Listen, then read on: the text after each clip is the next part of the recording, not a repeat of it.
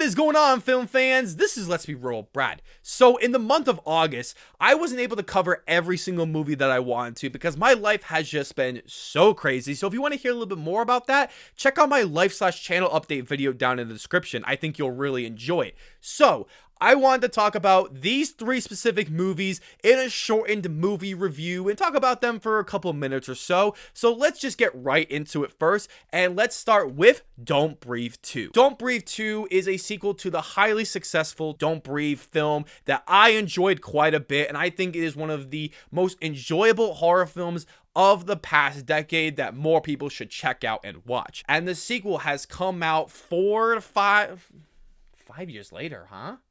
It's come out 2017? Did Don't Breathe come out 2016? So now that we finally get the sequel, this was quite disappointing, as this movie just felt like it wasn't supposed to be a Don't Breathe film. It felt like it was just another generic horror film that was going to be made, and they decided to change the characters around and some of the story elements to have the characters from the first film and new characters, slap on the name Don't Breathe 2, and let's make some money. Because everything that was so good about the first film doesn't really come into fruition into this film, except the blind man that we all pretty much hate to our guts is the main hero in this movie, and I don't understand why the film tries to trick us into thinking that we're supposed to root for him this entire round because there are other bad people that we hate even more.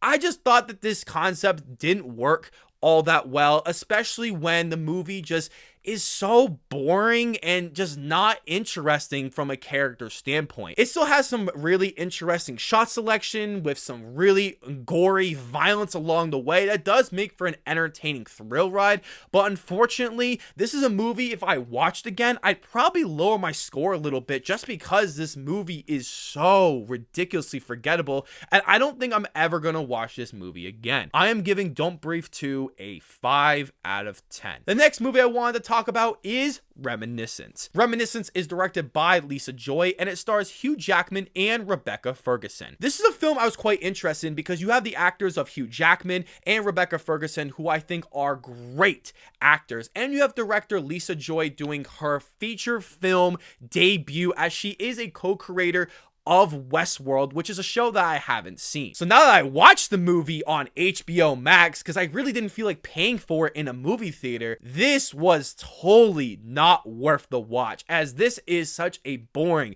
uninteresting, and unflavorful film that tries to be like a movie like Inception, Blade Runner, and any other good movie in the science fiction realm that you could just go watch instead. This movie has a lot of interesting ideas about reminiscing, like the word itself, about your past memories and having a cool machine that can make you go back. But the way that this movie is chopped together and thrown together, it really feels like that, I don't know, Warner Brothers stepped in and cut so many parts of this movie out, because the beginning of the film, we're supposed to care about our lead characters, but it gets thrown out the window right in the beginning, and the conclusion of this film is very underwhelming. And judging by the cinema score of this movie, and I think the critical score and the box office, I don't think anybody cares about this movie, and you shouldn't either. I am giving Reminiscence a 4 out of 10. And the last movie I wanted to talk about that I did receive a free screening for that I should have reviewed right away, and that is CODA. CODA stands for Child of Deaf Adults, and this movie was so damn good. Why I really enjoyed this movie so much is that it takes a very similar story that we see in these kind of movies before,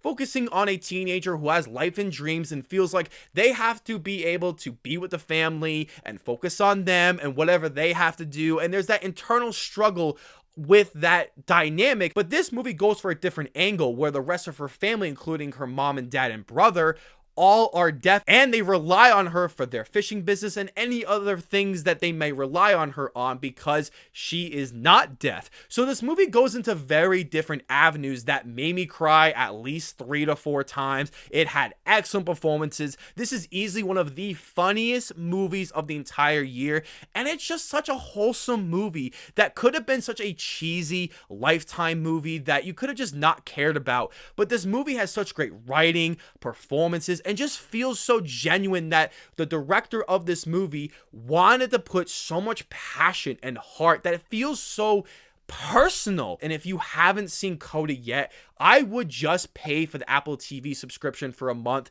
just to watch this movie, because it is that good. It is one of my favorites of the entire year, and I can't believe that I did not do a full review of this movie, because that is what it deserves. I am giving Coda an 8 out of 10. So thank you guys so much for watching my small 3 movie reviews of the movies that I wanted to cover in the month of August. So let me know, do you agree, disagree with some of my reviews here? Let me know down below in the comment section. As always, I will see you guys all in the next video.